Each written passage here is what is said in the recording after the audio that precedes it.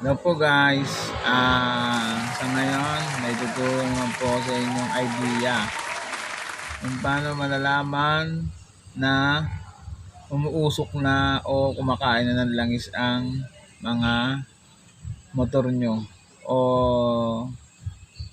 motorcycle. Ito po, papakita ko sa inyo kung paano. Yung tambutso niya po, medyo may makikita ang mamasa-masa yung paligid ng butas. Tapos, pag sinundot mo yung butas, pag tiningnan mo siya, parang may langis siya, tapos maitim. Ayun po ang indication.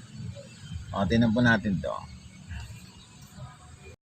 At ito na po yung tambutso natin. Titingnan po natin siya.